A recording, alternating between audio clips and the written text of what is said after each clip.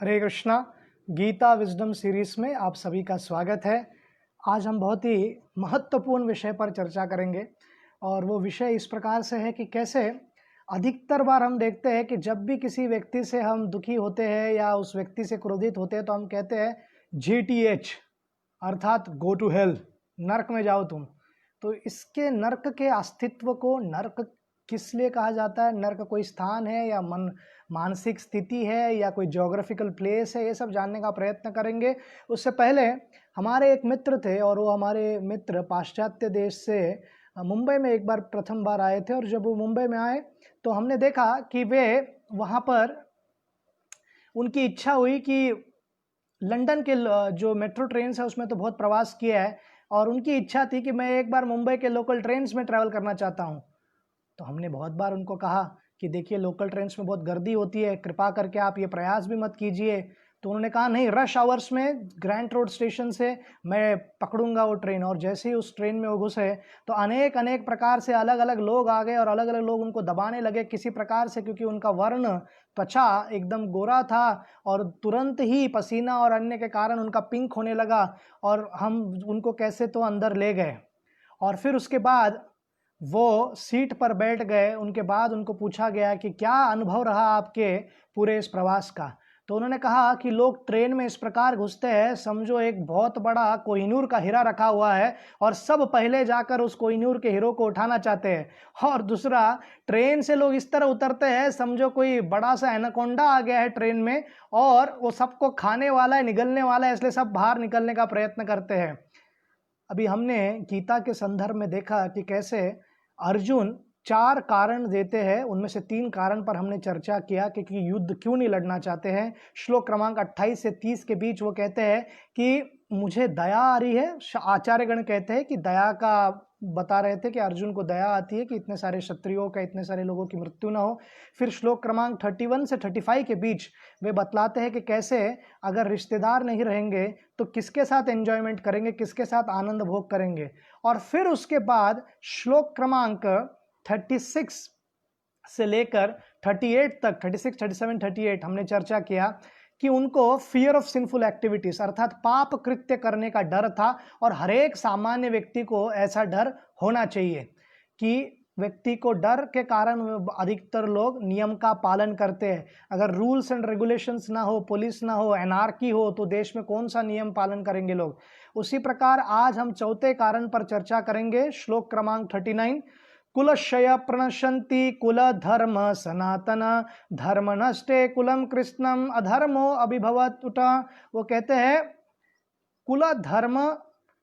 कुलक्षय प्रणश्यन्ति अर्थात यहाँ पर वो कह रहे हैं कि अगर कुल क्षत्रिय मारे जाएंगे तो पूरे लोगों का विनाश हो जाएगा, तो कुल धर्म सनातन उसको रुकावट आ जाएगी। और फिर वो आगे कहते हैं कि अब देखेंगे हम कि यहाँ पर कॉन्ट्रास्ट है। एक तो वो कह रहे हैं कि कुल क्षय प्रणश्यन्ति और फिर कह रहे हैं कुल धर्म सनातन। अगर कोई प्रणश्यन्ति है, डिस्ट्रक्शन होने वाला है, विनाश होने वाला है, तो शाश्वत कैसा है? कुछ शाश्वत है तो उसका विनाश नहीं हो सकता, अगर विनाश हो रहा है तो उसका शाश्वत नहीं हो, वो शाश्वत वस्तु नहीं हो सकती है। आचार्यगण बताते हैं कि अर्जुन अभी मोह माया के चक्कर में आकर यह विचार कर रहे थे कि कुल धर्म सनातन है, परंतु कुल धर्म कभी सनातन नहीं है, शाश्वत नहीं है, सदैव नहीं है। कुल धर्म बहुत महत्वपूर्ण है। हर एक व्यक्ति को अपने कुल के अनुसार, अपने सोसाइटी के अनुसार कार्य करने की आवश्यकता है, नियम का पालन करने की आवश्यकता है, परंतु शाश्वत नहीं है, यह समझने की भी बहुत जरूरी है। अब यहाँ पर हम देखते हैं कि धर्म नष्ट कुलम कृष्णम अधर्मो अभिभवत उटा। जब ये इस प्रकार से जो कुल धर्म है उसका नाश हो जाएगा तो अधर्म का बढ़ावा होगा। तो यहाँ पर वो कह रहे हैं कि किस प्रकार से ये क्षत्रिय मारे जाएंगे, फिर जो कुल धर्म है उसका पालन नहीं होगा और फिर कुल धर्म का पालन नहीं होगा, इसलिए धर्म नष्ट हो जाएगा और अधर्म का बढ़ावा होगा। और हम देखते हैं कि शाश्वत धर्म केवल एक है, वो है भक्ति धर्म, अर्थात सनातन काल तक व्यक्ति भक्ति कर सकते हैं। इंद्रदुम्न महाराज वैदिक सभ्यता में एक सुंदर ज्वलंत उदाहरण है कि वो राजा थे और भगवान के महान भक्त थे और फिर देह त्याग करने के बाद जब वो एक गजेंद्र के रूप में भी आते हैं तो उनको सब प्रकार से उनको स्मरण था कि क्या लीलाएं थी, और वो जब मगर उनको पकड़ लेता है मगरमच्छ, तब वो भगवान श्री विष्णु के लिए सुंदर प्रार्थनाएं करते हैं और इस प्रकार भगवान श्री विष्णु उनकी सहायता के लिए आते हैं। हम देखते हैं कि महान भक्त चित्रकेतु पार्वती देवी द्वारा जब शापित होते हैं और राक्षस वृत्रासुर के शरीर में जाते हैं दानव के, फिर भी भगवान श्री कृष्ण के प्रति उनकी भक्ति थी और सुंदर प्रार्थनाएं बतलाते हैं। तो ये जो सनातन काल के लिए हमारे साथ रह सकता है वो है भक्ति धर्म। तो दो धर्म नष्ट हो जाएगा, फिर अधर्म का बढ़ावा होगा। और हम देखते हैं कि सदैव जब भी धर्म और अधर्म में द्वंद्व होता है, फाइट होता है, जब भी धर्म की ग्लानि होती है अधर्म का बढ़ावा होता है। इसलिए पुनः पुनः भगवान कहते हैं कि मैं अधर्म की स्थापना करने के लिए इस जगत में आता हूं। तो वहां पर हम देख रहे थे कि जब कृष्ण वहां पर थे तो लगभग धर्म लुप्त हो रहा था, इसलिए पुनः स्थापन करने के लिए आए और अर्जुन को बता रहे हैं कि धर्म क्या होगा आने वाले समय में और खास करके कलयुग के लिए। तो भारत में जब जब धर्म की ग्लानि हुई है तब तब बाहर से इन्वेडर्स ने आक्रमण किया है और हमारे पर राज्य किया है। अगर हम ठीक प्रकार से अपना धर्म का पालन करें, भगवान श्री कृष्ण को अपना जीवन का केंद्र बनाए, तो कितनी भी शक्ति, कितने भी शत्रु हम पर आक्रमण क्यों ना करें, हम सहज रूप से उनसे लड़ सकते हैं। आगे का कनेक्शंस में वो बतलाते हैं कि कैसे ये सब नष्ट होने के कारण वर्ण संकर जन्म लेंगे, अर्थात अनवांटेड पॉपुलेशन। अधर्म अभिभवत कृष्णा प्रदुषंती कुल स्त्री स्त्रीषु दुष्टाशु वार्ष्णेय जायते वर्ण संकर। यहाँ पर शब्द का उपयोग करते हैं वार्ष्णेय। अर्जुन वार्ष्णेय क्यों कह रहे हैं? क्योंकि वृष्णि के वंश के है कृष्ण, तो अलग अलग शब्दों से संबोधित किया गया है। मोनोटोनस नहीं है गीता, ये एक डायलॉग है और बहुत ही एक रोमांचक डायलॉग संवाद है जहां पर कृष्ण के प्रति अलग अलग शब्दों का उपयोग किया जा रहा है। माधव, मधुसूदन, जनार्दन, कृष्ण भी का भी शब्द का उपयोग किया गया और कृष्ण सबसे अप्रोप्रिएट है भगवान के लिए।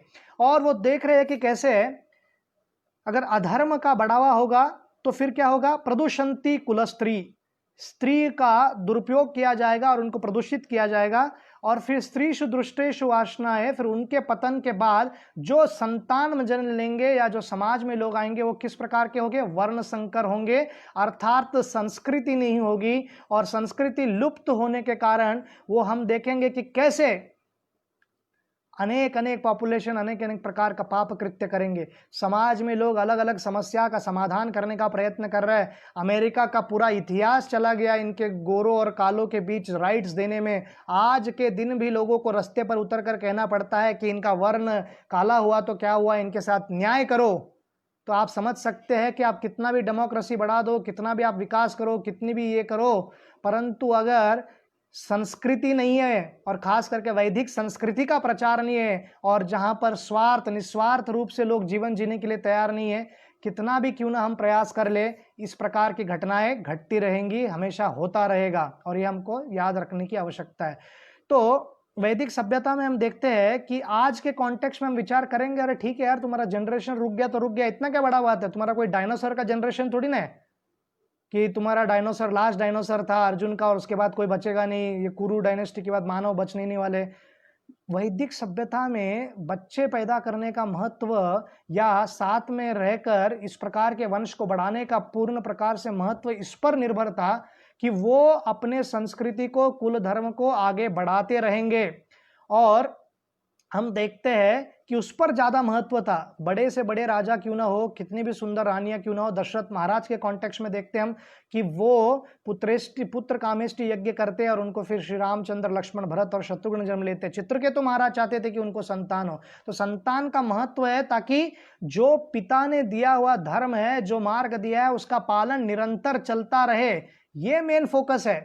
भोग करना, भोग विलास करना, यह संस्कृति नहीं है। और एबॉर्शन नाम का कोई वस्तु वैदिक सभ्यता में दूर दूर तक कहीं नहीं था। यह अभी पाश्चात्य संस्कृति से हमने इंपोर्टेड, भारत में हमने लाया हुआ वस्तु है। और विज्ञान के स्तर पर अगर हम देखेंगे कि एक वीर्य जो पुरुष स्त्री के गर्भ में देता है वो सिंगल सेलुलर कैसे एक योनि के रूप में, पूर्ण एम्ब्रियो के रूप में डेवलपमेंट होता है और वो मां से कैसा पोषण लेता है, पूर्ण आकार उसका परिवर्तित हो जाता है और फिर अच्छी तरह पूरे सेंसस को डेवलप करके सुंदर रूप, मानव जो है बहुत सुंदर दिखता है। और जब जन्म लेते हैं बच्चे खास करके इतने कोमल और इतने सुंदर होते हैं।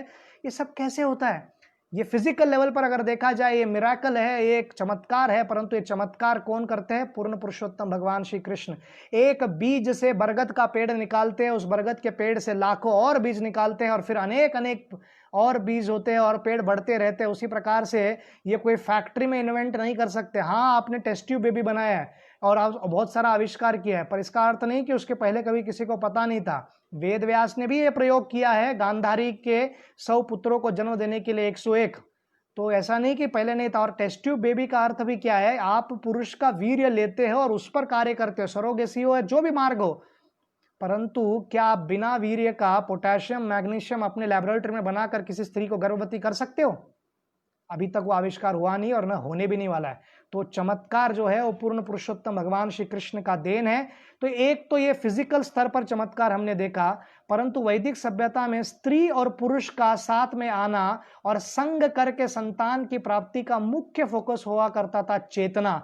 जितनी शुद्ध चेतना होगी उतनी शुद्ध संतान को अपने गर्भ में माता बुला सकती है, स्त्री बुला सकती है। तो पुरुष और जो स्त्री है उनकी चेतना शुद्ध होनी चाहिए। और वैदिक सभ्यता में हम देखते हैं जब भी कोई दंपति, जब भी कोई पति पत्नी एक साथ आने का प्रयत्न करते थे, साधुओं से आशीर्वाद लेते थे और कहते थे कि हमको संतान की आवश्यकता है, हम ये कार्य में आगे बढ़ रहे हैं और ये धर्म का कार्य है। कृष्ण स्वयं कहते हैं धर्म को फॉलो करते हुए अगर व्यक्ति, पुरुष और स्त्री एक साथ आ रहे विवाहित, तो वो जो कार्य है वो मैं हूं।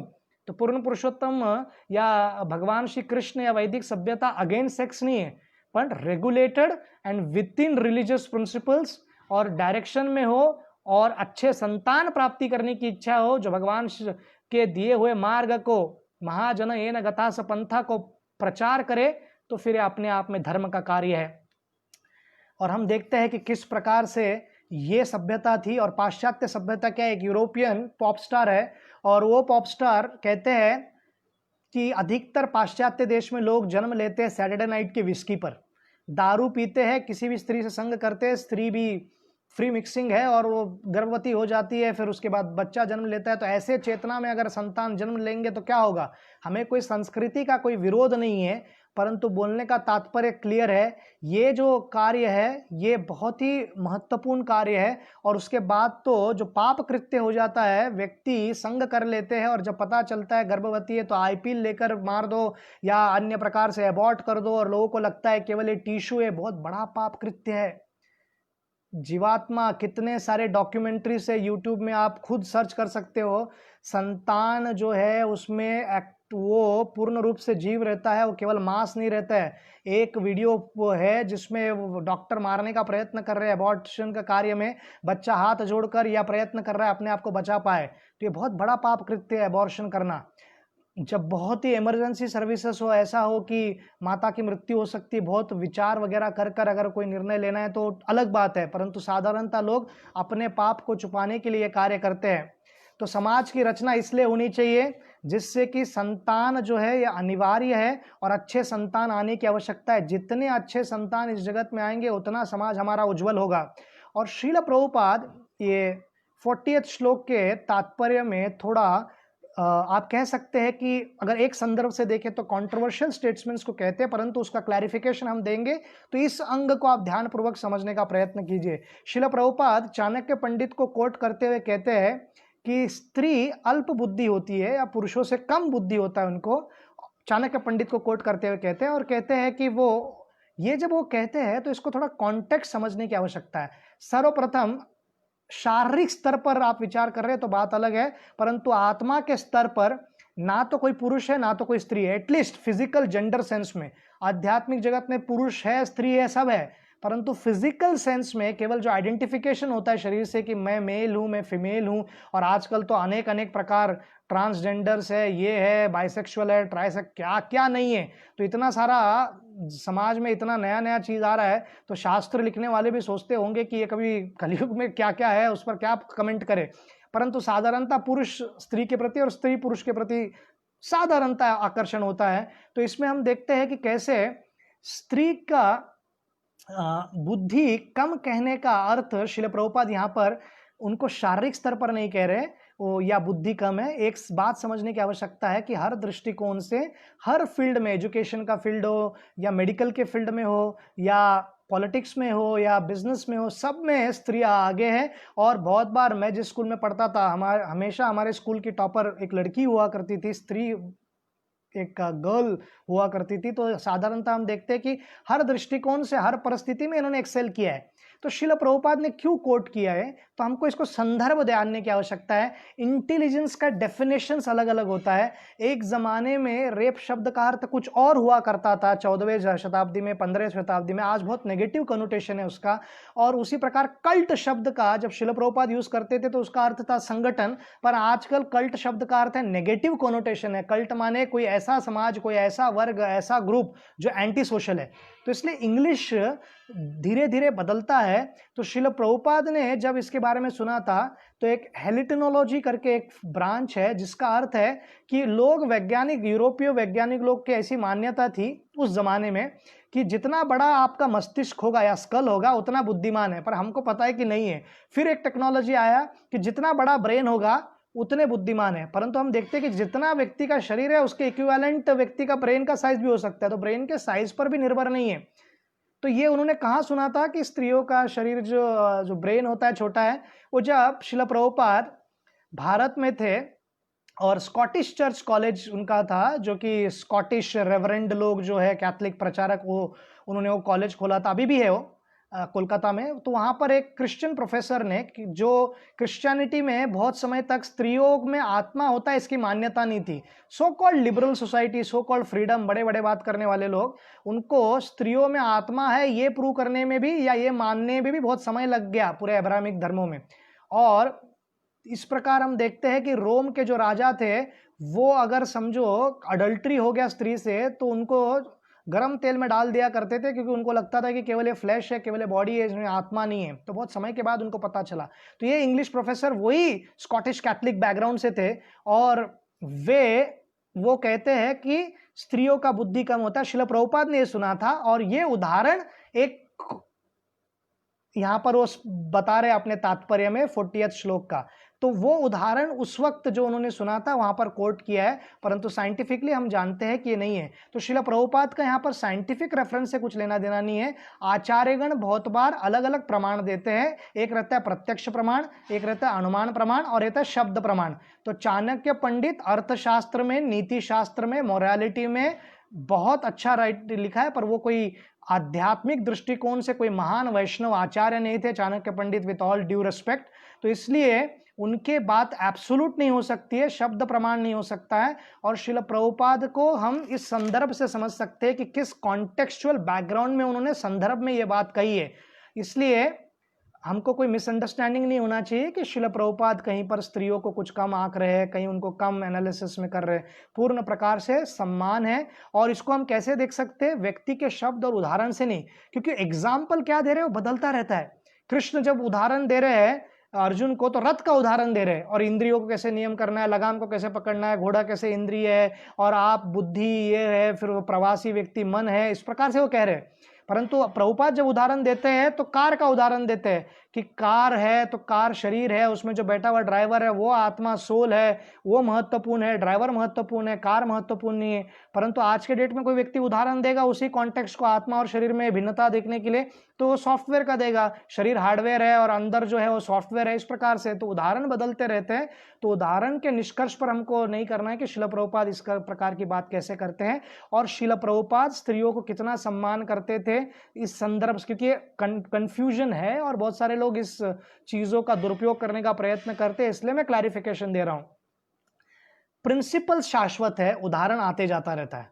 तो शाश्वत प्रिंसिपल क्या है?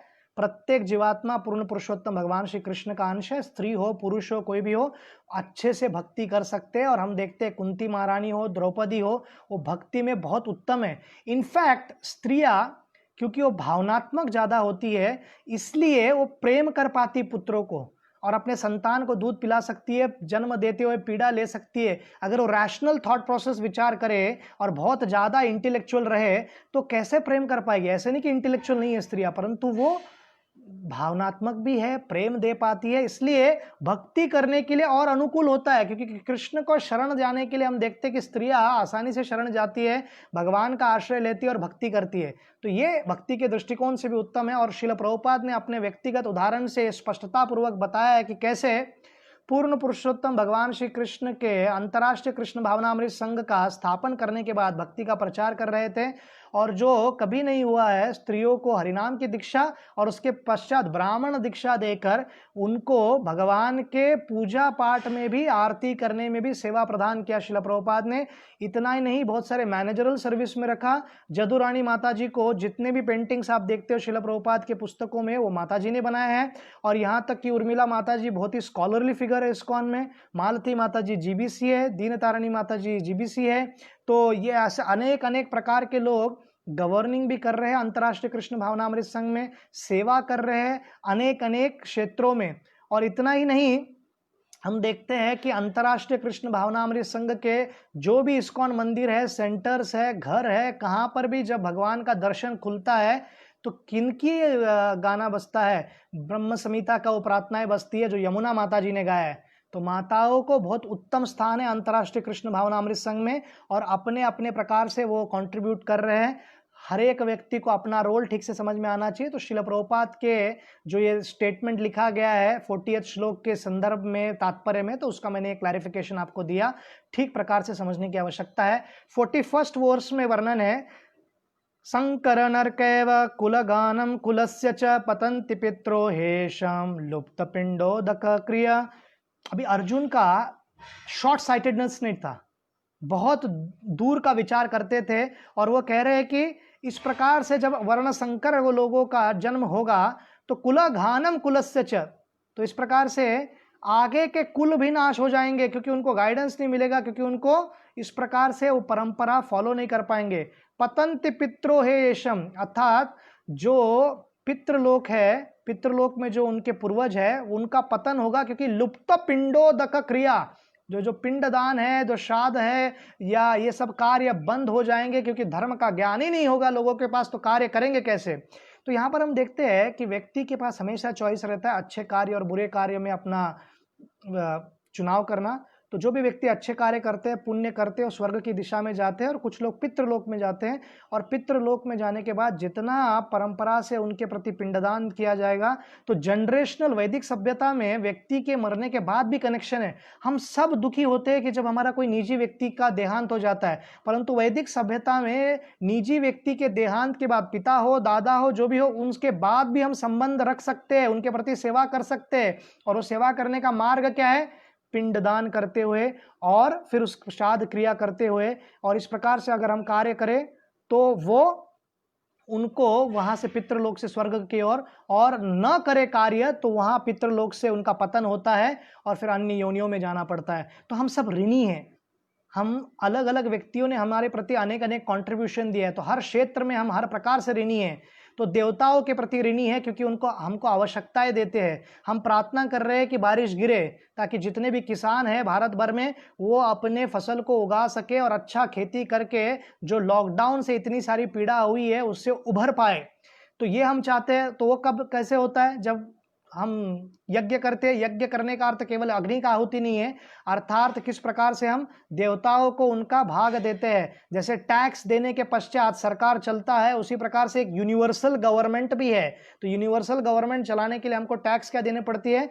उनके प्रति कृतज्ञता की भावना, उनके प्रति ये भावना कि we are thankful to you, आप इतना सब कर रहे हैं, इसके प्रति हम आपका कृतज्ञ व्यक्त करते हो। तो फिर कर्मकांड करना और अग्निहोत्र यज्ञ करके हम उनको संतुष्ट कर सकते हैं।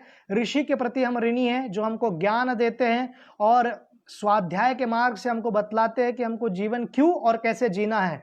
अन्य जीवात्माओं के प्रति, प्राणियों के प्रति हम ऋणी हैं। गाय से हमको दूध मिलता है, घोड़े हमको पहले इतना सहायता करते थे, कुत्ता सहायता करता है, अनेक अनेक प्रकार के प्राणी जितने भी डोमेस्टिक हो, जो भी हो, पूरे इकोलॉजी में हमको सहायता करते हैं। तो उन सब के प्रति हम ऋणी हैं और उनके प्रति हमको दया दिखानी चाहिए, ना कि चाइनीज लोगों की तरह वेट मार्केट बनाकर जितने भी प्राणी आसमान में उड़ने वाले हो, धरती पर हो, जैसे भी हो, उनको काट कर खाने की प्रवृत्ति नहीं होनी चाहिए हमें।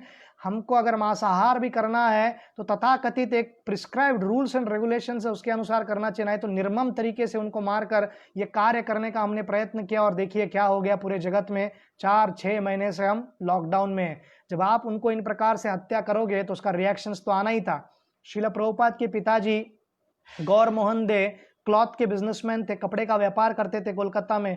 तो चूहे कपड़े को न खाए इसलिए चूहों के लिए अन्न रखे जाते थे, चूहों के बारे में भी विचार करते थे। तो वैदिक सभ्यता में माना गया है कि जो भी गृहस्थ खाना खाने से पूर्व घर के बाहर जाकर आवाज दे कि कोई व्यक्ति भूखा है तो आके खाइए, और घर में रहने वाले छिपकली अन्य लोगों के लिए भी कुछ अन्न छोड़ देते। तो ये हमारी वैदिक सभ्यता है, जीवात्माओं के प्रति दया, और फिर संबंधी रिश्तेदारों के प्रति हमको प्रेम होना चाहिए, स्नेह होना चाहिए। हम हरे कृष्णा भक्त क्यों ना बन जाए, महान व्यक्ति भी क्यों ना बन जाए, कितने भी महान भक्त बन जाए, श्री चैतन्य महाप्रभु तो कभी हम बनेंगे नहीं जो महाभाव का हम टेस्ट करेंगे। तो श्री चैतन्य महाप्रभु अपने माता का ध्यान रखने के लिए दामोदर पंडित को जगन्नाथपुरी से भेज देते हैं, कहाँ पर, बंगाल में, ताकि उनका ध्यान रख पाए। और बार बार वो पूछते रहते थे कि माँ कैसी है, उनका सब ठीक है या नहीं।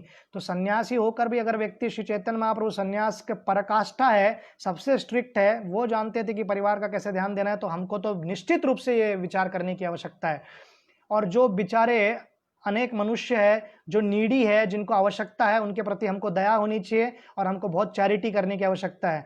फिर पितरों के प्रति हम कृतज्ञ हैं, और पितरों के प्रति जो कृतज्ञता है तो हम पिंडोदका क्रिया, श्राद्ध क्रिया करते हुए ये परंपरा चलते रहे, इसका कार्य करने की आवश्यकता है। तो कृष्ण के जो भक्त होते हैं, भगवान श्री कृष्ण के भक्त वैष्णवों को, और खास करके जो महान भक्त बन गए यार, उनको लगता है कि हम प्योर डिवोटी का डेफिनेशन ये नहीं कि वो शुद्ध बनना चाहिए। जो प्योर डिवोटी या डिवोशन का मार्ग का पालन भी कर रहा है या डिजायर भी है तो भी वो प्योर डिवोटी है। उस व्यक्ति को ये सब प्रकार के कार्य करने की आवश्यकता नहीं है। करेंगे तो कोई प्रॉब्लम नहीं है, परंतु अगर करना ही है ऐसा कुछ अनिवार्य नहीं है, या करना ही ऐसा कुछ कंपलसरी नहीं है। तो श्रीमद् भागवतम के 11वें स्कंद के 5वें अध्याय के 41वें श्लोक में वर्णन है, देवर्षि भूताप्त निर्णाम पितृणाम न किंकरो नयनम ऋतृच राजन सर्वात्मय सर्वम शरण्यम सर्वात्मय शरणम शरण्यम गतो मुकुंदम परिहृत करतम। वो कह रहे हैं कि मुकुंद, जो मुक्ति प्रदान करने वाले पूर्ण पुरुषोत्तम भगवान श्री विष्णु कृष्ण है, उनका अगर हमने आश्रय लिया तो हमको किसी के भी प्रति ऋण नहीं रहता है और हम सबको संतुष्ट करते हैं। झाड़ के, पेड़ के मूल को अगर जल डाल दिया तो उसके अलग अलग प्रकार के टहनियों, पत्तों, फलों, फूलों, जड़, मूल को, और फिर क्या कहते हैं उसको, पेड़ के स्टेम को, ब्रांचेस को पानी मारने की आवश्यकता नहीं है। वो स्वयं रूप से, पूर्ण रूप से न्यूट्रिशन ले लेते हैं मूल से। आगे वो बताएंगे कि किस प्रकार कृष्ण, अर्जुन बता रहे हैं, अलग अलग कारण दे रहे हैं, और देख रहे हैं कितना एनालिसिस करते हैं अर्जुन, और बुद्धिमान है और वो सब जानते हैं, तर्क वितर्क। वो कहते हैं 42वें वर्स में, दोषेर एतर कुलर घानम वर्ण संकर कारकेय उत्सदंती जाति धर्म कुल धर्मश्च शाश्वत। फिर से शाश्वत शब्द का उपयोग कर रहे हैं। अब कुल धर्म कोई शाश्वत नहीं है, ना ही जाति धर्म कोई शाश्वत है। इंपॉर्टेंट है, महत्वपूर्ण है, और क्षत्रियों के मारे जाने के कारण वो कुल धर्म और जाति धर्म का पालन नहीं होगा। तो कुल और धर्म में क्या अंतर है? कुल एक बड़ा सेट है, जाति एक छोटा सेट है। फॉर एग्जाम्पल क्षत्रिय, तो भारत में हम देखते हैं मराठा या महाराष्ट्र में है, उदाहरण दे रहा हूँ, राजपूत है, फिर अन्य जगह पर है। ये मराठा के ही वंशज है सिंधिया, जो कि ग्वालियर के राजा है, अभी जो फेमस पॉलिटिशियन ज्योतिरादित्य सिंधिया, वो शिंदे थे, सिंधिया हो गए। परंतु वहाँ पर जो कल्चर फॉलो करते हैं उनका अलग है थोड़ा, और जो यहाँ पर जो भोसले घराना फॉलो करेगा सातारा में, वो थोड़ा अलग होगा। तो क्यों? क्योंकि वो थोड़ा जाति धर्म चेंज होता है। तो ये सब को रखने की आवश्यकता है और इसको सेव करने की भी आवश्यकता है, परंतु ये शाश्वत नहीं है। ये इंपॉर्टेंट है, महत्वपूर्ण है, और इस शाश्वत शब्द का उपयोग भी है, मतलब ये कंटिन्यूसली चलते रहना चाहिए, परंतु ये शाश्वत नहीं है, ये इटर्नल नहीं है। शाश्वत धर्म क्या है? सनातन धर्म क्या है? एकल ईश्वर कृष्ण आर सब भृत्य जीवेर स्वरूप होए कृष्णेर नित्यदास।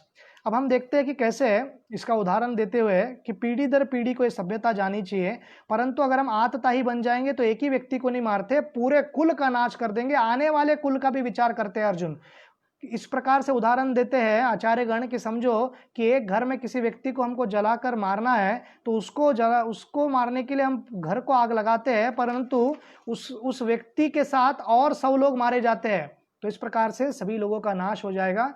और कनेक्शन में वो इस प्रकार बता रहे हैं कि कैसे ये सब लोग जो भी वर्ण संकर होगा फिर नरक में ही जाएंगे।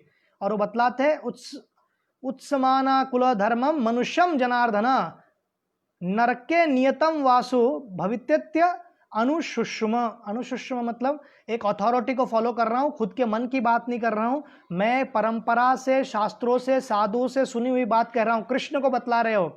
और यहां पर जनार्दन शब्द का उपयोग फिर से किया गया अर्जुन द्वारा। जनार्दन का अर्थ है जो लोकपाल है, जो जनमानस की सेवा करते हैं और उनको आश्रय देते हैं। और हम यहां पर देख रहे हैं कि वो आप विनाश होते हुए कैसे देख सकते हैं। सबका विनाश आपको कैसे लगेगा कि इन सब का विनाश आपके समक्ष हो रहा है। और वो कह रहे हैं कि ये निरंतर शाश्वत रूप से नरक में रहेंगे। और वो कहते हैं कि मैं अथॉरिटी से सुना हूं। ये शाश्वत शब्द का अर्थ है कि कंटिन्यूअस, ये सब चलता रहता है, कुल धर्म वगैरह, और पाप कृत्य व्यक्ति को नरक में जाते हैं। परंतु ये जगत ही शाश्वत नहीं है, तो नरक कहां से शाश्वत रहेगा। तो ये समझने की आवश्यकता है। तो अपना मत नहीं बता रहे, पर प्राधिकारी द्वारा दिया गया विचार उसका व्यक्त कर रहे हैं। तो अब हम किसी प्रकार से जानने का प्रयत्न करेंगे कि नर्क रियली एग्जिस्ट करता है या नहीं। अर्जुन इधर बता रहे अनेक अनेक प्रकार से, वो जानेंगे ही। परंतु यहाँ पर हम देख रहे हैं कि अर्जुन जानते हैं, आत्मा के बारे में ज्ञान जानते हैं, पर केवल जानने से कुछ नहीं होता। भारत में हर एक व्यक्ति को मालूम है मैं शरीर नहीं, मैं आत्मा हूं, पर उपयोग कहाँ पे करते हैं। एक बार हमने कॉलेज में एक हमने मोटिवेशन टॉक देने के लिए गए थे विद्यार्थियों को। तो हमने कहा you are not this body, you are soul. तो एक थोड़ा लंपट लड़का जो थोड़ा मस्तीखोर था, उस लड़की को जाके कहता है you are not this body, you are my soul. तुम शरीर नहीं हो, तुम मेरी आत्मा हो। तो शरीर और आत्मा का दुरुपयोग बॉलीवुड ने इतना किया है, सातों सातों जन्म रहेंगे, हम एक रूह है, दो शरीर है, अनेक अनेक गानों में है, हम सब कुछ देख चुके हैं।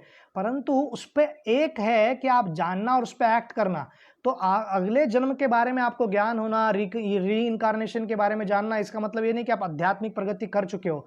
आध्यात्मिक प्रगति तब होती है जब देहात्म बुद्धि छोड़कर आत्मा के स्तर पर या उसके दिशा में जाने का हम प्रयास करें, उतनी हमारी आध्यात्मिक प्रगति होगी। और ये जानना बहुत आवश्यक है। और अर्जुन इस प्रकार से बतला रहे हैं कि कैसे अनेक अनेक प्रकार से इन सबको नरक की यातना झेलनी पड़ सकती है सदैव काल के लिए। तो क्रिश्चियन थियोलॉजिस्ट है, वो कहते हैं कि जो स्वर्ग है वो लंदन की तरह है, मैं लंदन की तरह ही होगा, लंदन का कंटिन्यूएशन होगा। तो ऐसे एब्सर्ड अंडरस्टैंडिंग से लोगों के बारे में, उनको लगता है कि केवल मिथिकल है, ये ऐसा है, बिल्कुल नहीं है। हमको ठीक प्रकार से समझने की आवश्यकता है। हर व्यक्ति यहाँ से मुक्त होना चाहता है, हर देश मुक्त होना चाहता है। आज ही के दिन एक ऑलैंड आइलैंड्स करके है, जो फिनलैंड का एक ऑटोनोमस रीजन है, जो स्वीडन का भाग हुआ करता था, परंतु रशिया ने जब आक्रमण किया तो फिनलैंड ने रशिया से लड़ा, स्वीडन ने कोई मदद नहीं की। ये पूरा ऑलैंड आइलैंड ये पूरा स्वीडिश भाषा बोलता है, परंतु फिनलैंड के साथ रहने को तैयार है क्योंकि सहायता नहीं दिया जब समय पे चाहिए था। बोलने का तात्पर्य हर एक जीवात्मा स्वतंत्र होना चाहता है, मुक्त होना चाहता है इस पीड़ा से, इस जीवन के। तो एक व्यक्ति थे और खास करके जब भी अब्राहमिक रिलीजन में एक कंसेप्ट नहीं है कि व्यक्ति अंधा क्यों जन्म होता है, काला क्यों, गोरा क्यों नहीं जन्म हुआ, ये सबके उत्तर नहीं, क्योंकि उनके पास कर्मा प्रिंसिपल नहीं है। तो एक रिचर्ड स्टीफन शॉ करके एक व्यक्ति जन्म लेते किंगस्टन जमैका की राजधानी में। वो बोने थे, 3 फीट और 8 इंच का उनका हाइट था। बचपन में बहुत लोग चिढ़ाते थे, परंतु उन्होंने अपना, आपको अगर जमैका के बारे में थोड़ा मालूम है, क्रिस गेल के बारे में मालूम होगा आपको, परंतु सब पॉप स्टार, दुनिया के जितने भी फेवरेट पॉप स्टार्स है सब वहीं से निकलते हैं, गायक, हिप हॉप गायक सब। तो 1986 में वो गेट अप वॉइस करके एल्बम निकालते हैं, फिर क्रॉनिक करके एल्बम निकालते हैं और बहुत फेमस होते हैं। परंतु 1991 में 1991 में वो अपने गर्लफ्रेंड के साथ कोई उनका थोड़ा सा झगड़ा हो गया और गुस्से में आकर अपने मन को नियंत्रित नहीं कर पाए, अपने आप पर गोली चला दिए। तो उनका भगवान की कृपा से उनका प्राण को बचा लिया गया और उनका राइट आई चला गया, नेत्र चले गए। और बाद में उनके, वो जब एक बार हॉस्पिटल में एडमिट थे, उनके ही मित्र जिनके साथ बहुत सारे एल्बम्स उन्होंने निकाला था, वो दोनों मित्र जो विली और स्कार्फ है, उनको स्ट्रेचर के साथ ढकेल देते हैं और वो नीचे गिरते हैं और मरते मरते बचते हैं। और वो कहते हैं कि मैं मर गया था, पुनर्जीवित हुआ। अर्थात वो एक एक्सपीरियंस है जो डॉक्टर इयन स्टीवनसन ने अच्छी तरह रिसर्च किया, उसको कहते हैं ओवर बॉडी एक्सपीरियंस और एनडीए, नियर डेथ एक्सपीरियंस। तो ये एक्सपीरियंस से एनडीए के पास गए थे, नियर डेथ एक्सपीरियंस, और उन्होंने वर्णन किया कि किस प्रकार से मृत्यु पे जाकर मैं वापस लौटा हूँ। और वो व्यक्ति क्योंकि इतनी वो फिर उन्होंने स्टेटमेंट किया कि हेल किधर दुनिया में है या नहीं मुझे पता नहीं, परंतु नर्क निश्चित रूप से इस जगत में है, और वो मैं जब जी रहा हूँ और मेरा जीवन नरकी है। और वो उनको इतना सब महान होने के बाद भी, पर मित्रों द्वारा इतना हमेशा बार बार उनको धोखा देने के बाद उनको अलग अलग प्रकार मैराजोना और कोकेन लेने का आदत पड़ जाता है, और वो नशा करते एक बार उनको पकड़ा जाता है और उनको कहते हैं कि डिपोर्ट कर दो, देश से निकाला कर दो। और फिर 2010 में उनका पैंक्रेटिक कैंसर के कारण मृत्यु हो जाता है। तो हम देखते हैं कि किस प्रकार की पीड़ा से इस व्यक्ति को जाना पड़ा। तो इस जगत में भी बहुत लोग इसका अनुभव करते हैं, परंतु हम अलग अलग रिलीजियस टेक्स्ट से, कल्चर से जानने का प्रयत्न करेंगे कि अलग अलग सभ्यताओं में, खास करके रिलीजियस ट्रेडिशंस में हेल के बारे में क्या वर्णन है। फिनिक रिलीजन्स में अंडरवर्ल्ड के बारे में वर्णन है। अंडरवर्ल्ड मतलब दाऊद इब्राहिम वाला अंडरवर्ल्ड नहीं, ये अंडरवर्ल्ड शब्द ही वहाँ से आता है कि गाड़ने के बाद जमीन में व्यक्ति नीचे के नीदर प्लैनेट्स में जब जाता है तो उसको अंडरवर्ल्ड कहा जाता है। हेल शब्द ये ग्रीक वर्ड है, हेली से आता है, और ये 725 एडी से इसका उपयोग करना प्रारंभ हुआ है। नीचे के लोग इसका वर्णन है। और हम देखते हैं कि जो अब्राहमिक रिलीजन है इसमें अनेक अनेक प्रकार की पीड़ाएं, यातनाएं जलाई जाती है, फिर अनेक अनेक प्रकार के गर्म पानियों में डाला जाता है, ऐसा पीड़ा दिया जाता है जो जीवात्मा पाप कृत्य करते हैं, ऐसा वर्णन है। परंतु बुद्धिस्ट ट्रेडिशन में ऐसा वर्णन है कि केवल जलाया नहीं जाता है, ठंडी से भी बहुत पिघलाया जाता है, उसका ब्लड पूरा क्लोट हो जाता है, ऐसा प्रकार का वर्णन है। सबसे पहली सभ्यता भारतीय सभ्यता है, परंतु चलो मॉडर्न कॉन्टेक्स्ट और हिस्टोरियंस के हिसाब से जाते हैं तो मेसोपोटामियन सिविलाइजेशन में नर्क का वर्णन कूर से किया गया है। तो कूर को नर्क कहा जाता है, और वहाँ पर जो एकदम ड्राई डस्ट है, मतलब मिट्टी जो पूरी सूखी हुई है, वो खिलाया जाता है। और जैग्रोस करके पर्वत है, उसके पूर्व दिशा में जाते हुए 7 गेट है नर्क के, और वहाँ पर नेति करके एक देवता है, और वो नेति न्याय करता है और अनेक अनेक प्रकार के उनको पीड़ाएं देते हैं, ऐसे वर्णन है। एंशिएंट इजिप्शियन कल्चर, इजिप्ट करके जो नॉर्थ अफ्रीका में एक देश है, वहाँ पर उसको किसनिस करके वर्णन है। और मृत्यु के बाद 42 जज होते हैं और वो निर्णय करते हैं कि मात करके देवता है, और उनको पूरा रिपोर्ट देते हैं कि ये व्यक्ति अच्छा कार्य किया है या नहीं, और गिल्टी होगा तो यमित नाम का नर्क है, वहाँ पर उसको डाल दिया जाता है। और यमित नर्क में एक तालाब है जो पूरा अग्नि का तालाब है, और उसमें ढकेल दिया जाता है। ग्रीक कल्चर में उसका मिथोलॉजी में है कि टैरुटस करके वर्णन है कि वो नर्क है, और गॉर्जिस करके पीड़ा दिया जाता है जो प्लेटो ने 400 बीसी में वर्णन है। और जो क्रॉस रिवर है वो उनको एक नदी है जो लाशों का नदी है, रक्त वगैरह है, उसको क्रॉस करके जाना पड़ता है, इतनी पीड़ा लेनी पड़ती है नर्क में। रोमन कल्चर में क्लासिक हेडस का वर्णन है जहाँ पर बहुत पीड़ा दिया जाता है। यूरोप में ब्रेटनिस मैथोलॉजी में सैल्विक, हेल, सैमी, फिनिश, तुमिला नाम के नरकों का नाम का वर्णन है। एशिया के संदर्भ में बगुबू करके एक वर्णन है जो कि गिसिमिकोडॉन करके जो नर्क का वर्णन है। फिर आइनू करके एक सभ्यता है, उसमें बताया गया है कि टेंग्रिज्म करके एक स्थान है जहाँ पर तमंग में जो तीसरे फ्लोर पर एक नर्क है, और अनेक अनेक फ्लोर से तीसरा फ्लोर में जब व्यक्ति आता है तो उसको पीड़ा दी जाती है। अफ्रीकन कल्चर में, दक्षिण अफ्रीका में स्वाहिली भाषा के या स्वाहिली का ट्राइबल कल्चर में माना जाता है कि कुजिम्यू करके एक नर्क है जहाँ पर बहुत पीड़ा दी जाती है। सेरवेरी करके एक धर्म जो अफ्रीकन आदिवासी धर्म है। और आज आपको समझना होगा कि बिरसा मुंडा का बलिदान के ऊपर जो देश के लिए उन्होंने लड़ा है, उनकी पुण्यतिथि है और पूरा देश मनाता है, और उन्होंने देश के लिए बलिदान दिया है। भले वो आदिवासी सभ्यता से थे, परंतु वैदिक सभ्यता से कनेक्टेड थे। और वो इतना ही नहीं, हम देखते हैं कि रामायण में शबरी हो, रामायण में गुआ हो, कृष्ण लीला में अनेक अनेक प्रकार की लोग हो, खास करके वो आदिवासी माता जो फल बेचने आती थी, सबको कृष्ण भक्ति प्रदान करते हैं भगवान श्री कृष्ण, श्री रामचंद्र। और यहाँ पर क्योंकि वो वैदिक सभ्यता नहीं थी, इस प्रकार से वो नेटिव कार्य करते रहे। तो नेटिव अमेरिकन कल्चर में, हम वेस्टर्न हेमिस्फीयर में जाते हैं अभी, तो एस्टेक सिविलाइजेशन, मायन सिविलाइजेशन आपने इतिहास में पढ़ा होगा।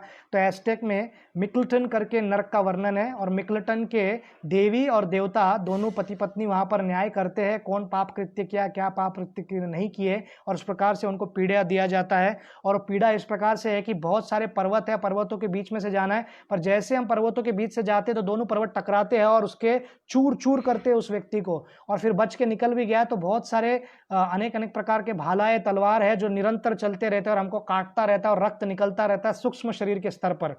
और इतना ही नहीं, मायन सिविलाइजेशन में जिबालो नाम के नर्क का वर्णन है। अगर हम अभी डाउन अंडर ओशनिया के दिशा में जाते हैं, फिजी मैथोलॉजी में या फिजी सभ्यता में, उनके आदिवासी सभ्यता में मुरी मुरिया करके एक माना जाता है नर्क को, और वहाँ पर अनेक अनेक प्रकार के यातनाएं दी जाती है, वर्णन है। परंतु किसी भी सभ्यता में नर्क शाश्वत ऐसा बताया नहीं गया है। केवल अब्राहमिक रिलीजन में, खासकर यहूदी लोगों में, क्योंकि यहूदी मोसेस का सबसे पहला है, यहूदी कल्चर में नर्क का वर्णन शाश्वत नहीं है। परंतु लेटर लोगों को डर लगे इसलिए उसको एंटर किया गया, डाला गया कि नर्क शाश्वत रूप से रहता है यहूदी सभ्यता में। परंतु क्रिश्चियनिटी में डिफाइन क्लियर है, जीसस को फॉलो किया तो आप न स्वर्ग में जाओगे, जीसस को फॉलो नहीं किया तो आप नरक में जाओगे। एब्सोल्यूटाइज स्टेटमेंट है, जो जीसस को फॉलो नहीं करेगा वो नरक में जाएगा। पर सबसे हास्यास्पद बात यह है कि 6560 different class of Christian denominations है, और हर स्कूल ऑफ चर्च का जो थॉट है वो कहता है कि बाकी सब मार्क नरक में जा रहे हैं। कैथलिक और प्रोटेस्टेंट्स का कभी जमता नहीं, एंग्लिशंस का कभी जमता नहीं, ऑर्थोडॉक्स का कभी जमता नहीं। और लोग भारत में जो क्रिश्चियन हो भी गए, आप केरला में जाकर देखिए कि अगर कोई दलित कन्वर्ट हुआ है क्रिश्चियनिटी में तो उसका ग्रेवयार्ड, उसकी शमशान भूमि अलग है, और तथाकथित जो पहले से क्रिश्चियंस थे उनकी अलग है। तो जिसके लिए वो लोग वहां पर गए वो भी पूर्ण नहीं कर पाए। उनको लगा यहाँ पर जाति भेद किया जाता है वैदिक सनातन धर्म में, जबकि था ही नहीं। वहां गए तो उनको तो और पीड़ा है। कोई भारत का व्यक्ति कभी जीवन में कभी सोच सकता है कि वो पोप बनेगा एक दिन, कैथलिक चर्च का, वेटिकन सिटी का पोप बन पाएगा? कभी नहीं होने वाला है। कोई भारत का व्यक्ति ये सोच सकता है कि वो जाकर मक्का मदीना में कभी इमाम बनेगा? हो नहीं सकता है। तो ये हमको समझने की आवश्यकता है कि केवल वैदिक सभ्यता में हम दोष ना देखते रहे, बाकी सब जगह भी अपने अपने स्तर पर कुछ एब्सोल्यूटाइज नहीं है। और क्रिश्चियनिटी में शेहोल, गेहिना और यरूशलेम के जो हिब्रू भाषा उससे लिया हुआ ये शब्द है नर्क का। और यरूशलेम के एक कोने में जहाँ पर कचरा डाला जाता था तो मरे हुए लोगों को वहाँ पर फेंका जाता था और जलाया जाता था, उसका वर्णन लेकर नर्क में ऐसे जलाते होंगे ऐसा वर्णन दिया गया है। तो इसलिए हम देखते हैं कि, और खास करके इस्लाम में इस पर बहुत फोकस किया जाता है और उसके अनुसार ही प्रचार किया जाता है कि अगर आपने ये नहीं किया वो नहीं किया तो फियर मॉन्गरिंग करके आप जहन्नुम में जाओगे। और जहन्नुम का वर्णन ऐसा है कि इतना पीड़ा दिया जाता है और गर्म पानी में डाल दिया जाता है, तेल में डालते हैं, अग्नि में जलाया जाता है, तो व्यक्ति डर के मारे फॉलो करना प्रारंभ कर देता है और उसको लगता है कि ये पालन करने की आवश्यकता है। तो अधिकतर लोगों को ये मिसकंसेप्शन भी इस्लाम में है कि अगर हम ये कार्य करेंगे, तथाकथित डिस्टॉर्शन, जिहाद का अर्थ है कि हम हमारे अंदर के शत्रुओं को मारे। परंतु इन्होंने जिहाद का उदाहरण किस प्रकार दिया है कि किसी काफिरों को, जो नॉन बिलीवर्स है, जो इसमें विश्वास नहीं कर सकते, उन सबको मारना है। तो 2008 में एक बहुत ही आत्मघाती हमला हुआ अल्जेरिस, जो अल्जीरिया, जो नॉर्थ अफ्रीका में आता है, और उसके कैपिटल में अटैक किया गया, 17 लोग मारे गए। फिर उसके बाद 2009 में ऐसे ही एक आतंकवादी हमला हुआ, और वो हमला पेशावर में हुआ एक होटल में, और 17 लोग मारे गए। फिर उसके बाद 2010 में एक आत्मघाती हमला हुआ औरंगाबाद करके है, और ये कोई बच्चा चाइल्ड सुसाइड बॉम्बर था। बच्चे को ब्रेन वॉश करके बताया गया कि तुम ये करोगे तो जन्नत जाओगे। और कांधार में आता है जहाँ पर शकुनी का राज्य था, और वहाँ पर 40 लोग मारे गए और 70 लोग घायल हुए। तो खुद को बॉम्ब लगाकर उड़ाने से कोई जन्नत जा सकता था? इतना शॉर्टकट थोड़ी ना है। जब तक आप अच्छा कार्य नहीं करोगे, जब तक, हम मानते हैं कि वीर गति को जब प्राप्त हो, व्यक्ति वीर गति को प्राप्त होते हैं, धर्म युद्ध में जब मरते हैं तो स्वर्ग जाते हैं, परंतु इस प्रकार निष्पाप लोगों को मारकर कोई जन्नत में जाएगा, ये मिसकंसेप्शंस है और ये डिस्टॉर्टेड है, और बहुत सारे इस्लामिक स्कॉलर इस चीज को मानते भी है। तो हम देखते हैं कि कैसे ट्विस्ट किया जा सकता है स्क्रिप्चर्स को। तो 4 स्तर पर धर्म का पालन होता है। तो अधिकतर बार अब्राहमिक रिलीजन फियर के स्तर पर लोगों को पालन कराने का प्रयत्न कराते हैं, फियर, डर के स्तर पर। फिर उसके ऊपर का स्तर है डिजायर के स्तर पर, तुम्हें ये प्राप्त होगा, तुम्हें ये प्राप्त होगा। तो क्रिश्चियनिटी ये बहुत फेमस है, इस प्रकार ही प्रचार करते हो। हॉस्पिटल में फ्री चिकित्सा होगी, बहुत सारे क्रिश्चियन रन हॉस्पिटल्स में प्रेग्नेंट लेडी जब जाती है, हमेशा नहीं, हर जगह नहीं, पर बहुत जगह, उनको क्रिश्चियन कन्वर्ट कराते हैं और फिर बच्चे को जन्म देने को लगाते हैं। बेचारे पैसा नहीं होता है। और हम देख सकते हैं आंध्रा हो, कहीं पर भी हो, जोशुआ मूवमेंट किस प्रकार से जितने गांव है उतने चर्च बांध रहे। इतना धन तो आ नहीं सकता अचानक गांव के पास, गांव के लोगों के पास कहाँ से आ रहा है? ये पूरा अमेरिकन फंडेड है क्रिश्चियन मिशनरी लोगों द्वारा। और इनका फिलॉसफी क्या है कि हम उनको गाड़ी देंगे, पैसा देंगे, धन देंगे। मिजोरम, मेघालय, नागालैंड में अधिकतर लोगों को धन, सब कुछ, शिक्षा वगैरह सब देने के बाद ही परिवर्तित कर पाए, और हम देखते हैं कि पूरा राज्य क्रिस्ती है। हम दोष नहीं देते, उनमें वो एंथू था, वो कर पाए, परंतु ये कपटी स्वभाव से प्रचार करना है, ना कि आपका कोई गॉस्पल पढ़ के कोई परिवर्तित हो रहा है। तीसरा स्तर है ड्यूटी, कर्तव्य बुद्धि से, जो कि हमारा वैदिक सनातन धर्म में लोग शास्त्र पढ़ के कर्तव्य बुद्धि से डिजायर के स्तर पे कर्मकांड भी करते हैं बहुत लोग, और डर के स्तर पे भी, नरक नहीं जाना हो इसलिए लोग नियम पालन करते हैं, मंदिर जाते हैं। चौथा है प्रेम से, कि हम प्रेम करते हैं भगवान श्री कृष्ण से, इसलिए हम वो पालन करना चाहते हैं। बुद्धिस्ट ट्रेडिशन में 130th कोर्स जब देते हैं, 123वां लेक्चर देते हैं, महिमा निकयक करके एक संदर्भ है जहां पर देवदत्त करके शिष्य उसको बतलाते हैं, और देवदत्त 3 बार प्रयत्न करता है कि बुद्धा को मार सके, मारने का प्रयत्न करते हैं, मर्डर। इसलिए अविची नाम का नरक का वर्णन है, और अविची में उनको मृत्यु के बाद वो अविची नरक में गया, ऐसा वर्णन है। जैन धर्म में 7 प्रभास है, क्षेत्रस है, लेयर्स है, नरक का वर्णन है, और ये तत्व अर्थशास्त्र में दिया गया उनके जैन धर्म में।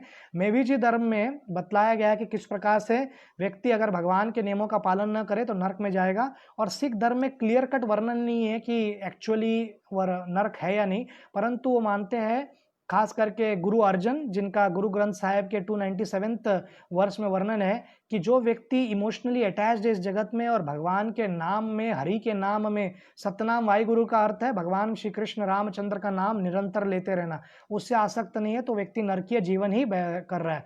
तो चाइनीज के टैओइज्म कल्चर में नरक का वर्णन नहीं है। जोराष्ट्रियन धर्म में, पारसी धर्म में दुजक करके वर्णन है, दुजक नरक का वर्णन है, और वहां पर जब तक अहुर मजदा, जिसको देवता मानते हैं, वो नहीं आता है, तब तक उस व्यक्ति की मुक्ति नहीं हो सकती उस स्थान से। तो hell is essentially a place for reformation. जैसे इरौड़ा जेल है, तिहाड़ जेल है, वहां पर जो भटके हुए लोग हैं उनको सुधारने की एक जगह है, उसी प्रकार नरक एक ऐसा जगह है जहां पर रिफॉर्मेशन किया जाता है, लोगों को सुधार किया जाता है, ना कि केवल पनिशमेंट। भगवान खास करके एटलीस्ट वैदिक सभ्यता के भगवान ऐसे नहीं कि जो जज है और तलवार लेके बैठे आपको केवल दंड देने के लिए, डरो डरो डरो डरो करने की आवश्यकता नहीं है, डर के ऊपर भी है। तो creation implies creator, law implies law maker. अगर इस जगत में लॉ है, ग्रेविटी है, सब नियम है, सूर्य बराबर टाइम पे आता है, सब नेचर कार्य करता है, एक एक पेशी इतना कॉम्प्लेक्स है, तो ये सब हम जब जानते हैं तो कोई लॉ मेकर होंगे। तो जैसे ये जगत का गवर्नमेंट है, जो नियम नहीं पालन करेंगे उनको जेल में डाला जाता है ताकि वो रिफॉर्म हो, अच्छे नागरिक बनकर बाहर आए। उसी प्रकार से यूनिवर्सल गवर्नमेंट में यमराज जी ये दृष्टिकोण से ये सेवा करते भगवान का धर्मराज जी, और नरक है, और जहाँ पर यातनाएं दी जाती है ताकि वो सुधर जाए। इनफैक्ट उसके कर्मों द्वारा अगर एक मनुष्य को अगले जन्म में अगर सुअर बनना है तो सुअर बनते ही व्यक्ति विष्ठा खाता है, तो मनुष्य के चेतना में विष्ठा कैसे खाएगा? परंतु दुष्ट हिटलर इतना दुष्ट था कि जूइश लोगों को अपना ही विष्ठा खाना पड़ रहा था, क्योंकि कुछ खाने को नहीं देते थे, तो विष्ठा खा खा के मर गए लोग। तो इतने क्रूर व्यक्ति था ये हिटलर, कॉन्सेंट्रेशन कैंप में ऐसा कार्य किया करता था। तो नर्क की यातना दिया यहूदी लोगों को हिटलर ने। तो हिटलर जैसे लोग नर्क के कौन से नर्क में होंगे इसका वर्णन तो आपको करने की आवश्यकता नहीं, निश्चित रूप से वहीं रहते होंगे वो। फिर अब हम देखते हैं कि किस प्रकार से रिफॉर्मेशन के लिए, और धर्म मैंने जैसे आपको बताया 4 स्तर पर है, तो इसलिए हमको प्रेम से, तो किसी व्यक्ति ऐसा कार्य करे जिससे कि उसको भारत रत्न मिलने वाला है, तो उसको तिहाड़ जेल, यरौड़ा जेल, अर्थर रोड जेल की चिंता करने की आवश्यकता क्या है? कार्य हम अच्छे से करें, धर्म का पालन करें, किसी को कोई भी मुसीबत ना दे, और अपना भक्ति करते रहे, और इस जगत को पार करने का प्रयत्न करें, और आध्यात्मिक जगत जाने का प्रयत्न करें, तो आपको नरक के बारे में विचार करने की आवश्यकता ही नहीं है वहाँ के बारे में। तो भौतिक जगत टेम्पररी है, तो इसलिए भौतिक जगत ही अगर टेम्पररी है, और ये 8वें अध्याय के 15वें श्लोक में वर्णन है, माम उपत्य पुनर्जन्म दुखालम अशाश्वतम, ये जगत दुखालय है, और नानुपनोति महात्मा नानुपवंती महात्मना संसिद्धिम परमम गथ, अर्थात ये जो जगत है ये दुखालय है, और यहाँ पर को टेम्पररी है, शाश्वत नहीं। अगर ये जगत शाश्वत नहीं तो ये जगत में, भौतिक जगत में नरक कैसे शाश्वत होगा? नरक शाश्वत नहीं है, परंतु जो भी व्यक्ति दुष्ट कार्य करेंगे वो चलता रहेगा, और वो इंटरमीडिएटरी है। अब्राहमिक रिलीजन की तरह नहीं है कि एक व्यक्ति परमानेंट नरक में गया तो वहीं का रेसिडेंट बन गया, परमानेंट नहीं है, परमानेंट रेसिडेंसी नहीं है। एक कैसे कहते हैं, इसका भी प्रमाण है 8.16 में कृष्ण कहते हैं, आ ब्रह्म बहुना लोका पुनर अवर्तिनो अर्जुना माम उपेत्य तो कौनते पुनर्जन्म न विद्यति। वो कहते हैं कि ऊपर ब्रह्मलोक से लेके नीचे तक जो भी व्यक्ति यहाँ पर है, उस व्यक्ति को किसी भी प्रकार से ये जगत शाश्वत नहीं है, परंतु मेरे जगत में जो आता है, न तद भाष्यति सूर्यो न शशांको न पावक यद गत्वा न निवर्तन्ते तद्धम परमम मम। जो भगवान श्री कृष्ण के धाम में पहुंचते हैं उसको पुनः इस जगत में आने की आवश्यकता नहीं, अंधकार में आने की आवश्यकता नहीं है। तो सामाजिक और ये क्यों फिर लिटरल सेंस में नहीं कह रहे कि शाश्वत है, किस सेंस में कह रहे हैं शाश्वत है? सामाजिक और आध्यात्मिक दृष्टिकोण से गिराव ना हो, लोगों में एक फियर फैक्टर रहे, इसलिए वर्णन किया जाता है। नरक है, और ये नहीं कि वो बिल्कुल मिथिकल है, परंतु वो शाश्वत नहीं है। एक बार व्यक्ति पाप किया और वहां गया तो वापस नहीं आ सकता, ऐसा बिल्कुल नहीं है। और भगवान बहुत दयालु है, तो लिटरल सेंस में मत लीजिए। गीता में आत्मदाह करके दिया, आत्मदाह मतलब किलिंग सोल। आत्मा कभी मरता नहीं, शाश्वत है। परंतु ये क्यों कहा गया है? आत्मा की प्रवृत्ति है आध्यात्मिक प्रैक्टिस करना, भक्ति करना, वो मर जाता है, वो टेंडेंसी मर जाती है, इसलिए आत्मदाह कहा गया है। तो हर जीवात्मा को सही चुनाव करने की आवश्यकता है, और सही चुनाव करके वो व्यक्ति फिर कार्य उत्तम कर सकते हैं कि हमको किस दिशा में जाना है। हेल और हेवन का जो भी हमको गोल होगा, या भगवान के जगत वैकुंठ में जाना है, हमारे ऊपर निर्भर है कि हम कहाँ जाना है, कैसे जाना है। और जिस प्रकार की हमारी विचार होती है, जिस प्रकार की हमारी चेतना होती है, और खास करके मृत्यु के वक्त वो देह हमको मिलता है। तो हम देखते हैं कि 5वें स्कंद में श्रीमद् भागवतम में 26th चैप्टर में 28 प्रकार के नरकों का वर्णन है। अलग अलग पाप कृत्य करने से वो लोग वहां पर जाते हैं। तमिश्र, अंधतमिश्र, फिर कुंपक करके वर्णन है, फिर रौरव, महारौरव, ऐसे अनेक और 23 नरकों का वर्णन है। उतना समय नहीं कि हम सबको डिटेल में वर्णन कर पाए, फिर कभी हम करेंगे जब भागवतम का सीरीज चालू हो, आशा कीजिए कि हो। तो यहाँ पर इन सब नरकों में अलग अलग प्रकार को, अलग अलग प्रकार के जो पाप कृत्य करते हैं उनको पीड़ा दी जाती है। सूक्ष्म शरीर को भी एक आकार है, केवल जड़ शरीर को आकार नहीं है, आत्मा को भी आकार है, और उसको पीड़ा दी जाती है। एक सटल बॉडी के ऊपर और एक कवरिंग आती है, और नरक में यातना दी जाती है, उसको पीड़ा लगता है। और मार मार कर इतनी पीड़ा दी जाती है, रक्त निकलता है, बेहोश होता है, फिर पानी मारा जाता है, फिर मारता है। मतलब 3rd डिग्री अगर पुलिस का आपने कोई सिनेमा में देखा है बॉलीवुड का, उससे भी भयंकर डिग्री पे मारा जाता है यमराज के यहाँ पर। क्योंकि ट्रेनिंग देने के लिए, अगर सुअर बनकर अगर आपको विष्ठा खानी है अगले जन्म में, तो उसकी वो विष्ठा और गंदा मल खाने का ट्रेनिंग तो मिलना ही चाहिए। उस प्रकार से दया करके ट्रेनिंग दी जाती है। इनफैक्ट ये दया है कृष्ण का। और हम देखते हैं कि इसके बाद परीक्षित महाराज पूछते हैं कि कुछ होप नहीं है क्या लोगों के लिए? तो होप के लिए 6ठे स्कंद में अजामिल की कथा है। अजामिल एक अच्छे ब्राह्मण थे, और किसी प्रकार से वैश्या का संग करके वो दुष्ट हो जाते हैं और पाप कृत्य करते हैं, और जीवन के अंत तक उस वैश्या का संग करते हुए बच्चे को पैदा करते ही रहते हैं। और एक छोटा बच्चा था उनका, जिनका नाम थैंक्स गॉड वो नारायण रखते हैं, और देह छोड़ने से पहले नारायण का नाम लेते हैं। तो 3 जो यमदूत आए थे वो लेके नहीं जा सकते हैं, और जो 4 विष्णुदूत आते हैं, विष्णुदूत, वो कहते हैं कि आपका बैकग्राउंड नहीं है। तो यमदूत जो मृत्यु के देवता है, उनका भी जुरिडिक्शन नहीं आता है अगर विष्णु के दूत आ जाए उस क्षेत्र में। तो अगर हम भगवान का नाम ले, भगवान का स्मरण करें, तो मृत्यु से भी व्यक्ति बच सकता है, और फिर उनको और एक मौका मिलता है, सेकेंड चांस मिलता है, दूसरा मौका मिलता है, और हरिद्वार में जाकर अपनी लाइफ को परफेक्ट करते हैं, और देह त्याग करने के बाद आध्यात्मिक जगत चले जाते हैं। इस प्रकार का वर्णन है अजामिल के स्टोरी में। इतना ही नहीं, भगवान इतने दयालु है। एक बार वो प्रवास कर रहे थे, नरक में बहुत सारे लोगों की यातनाओं की आवाज़ आती है, चिल्लाने की आवाज़ आती है। वहाँ पर जाते हैं और उनको कहते हैं, नरक के वहाँ के जो पाप पुरुष है, उस पाप पुरुष को कहते हैं इतनी यातनाएं क्यों दे रहे हो? वो कहते हैं कि मैं फिर कहाँ जाऊँगा, इन प्रकार को इन ऐसे पाप करने वाले व्यक्तियों को दंड देने के लिए ये जगह बना गई नरक।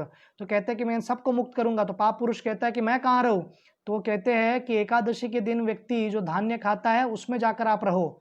अर्थात एकादशी के दिन हमको उपवास करने की आवश्यकता है। अभी आने वाले 17 जून अगर मैं सही हूँ तो एकादशी है, तो उस दिन आप एकादशी करने का प्रयत्न कीजिए। भगवान इतने दयालु है, एकादशी देवी के रूप में, और स्वयं इस दिन सब उन जीवात्माओं को मुक्त करते और पूरे नरक को खाली कर देते हैं। परंतु पाप करने वाले लोगों की कमी नहीं है, नरक हमेशा भरता रहेगा।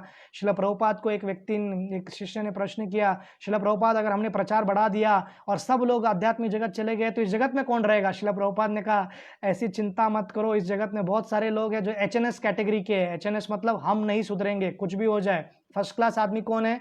जो शास्त्र पढ़ता है, सुनता है, और वो लिखा है उधर 140 सिगरेट पीने से, धूम्रपान करने से कर्क रोग होता है, वो नहीं करता है। फिर दूसरा कैटेगरी का व्यक्ति है, वो देखता है कि बाजू का व्यक्ति बहुत सिगरेट पीता था, उसको लंग कैंसर हो गया, वो फिर छोड़ देता है। वो पीता था पर छोड़ देता है। फिर तीसरा क्या है? 3rd क्लास व्यक्ति, जब तक उसको कैंसर नहीं होता है तब तक वो छोड़ता नहीं और पीता रहता है। परंतु थर्ड क्लास से भी नीचे जो होपलेस कैटेगरी कौन है, कुछ भी हो जाए हम पीते पीते मरेंगे, जीवन एक ही बार आता है, बाद में किसने देखा है। तो आप बिल्कुल भी ऐसे भ्रम में मत रहिए कि नर्क करके कुछ है नहीं।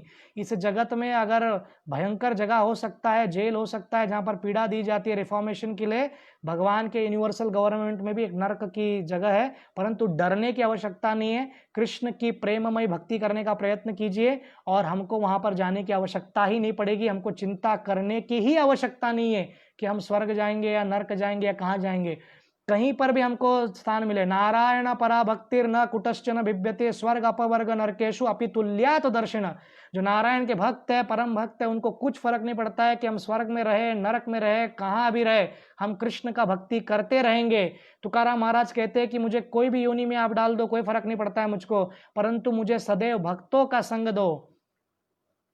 साधु संग सर्वशास्त्र कहे, लव मात्र साधु संग सर्व सिद्धि होए। साधुओं की और भक्तों की संग मुझे देखते रहो। तुकाराम महाराज कहते हैं शील प्रभुपाद न्यूयॉर्क में थे, परंतु हर गलियों को देखकर भी उनको वैकुंठ का स्मरण हो रहा था।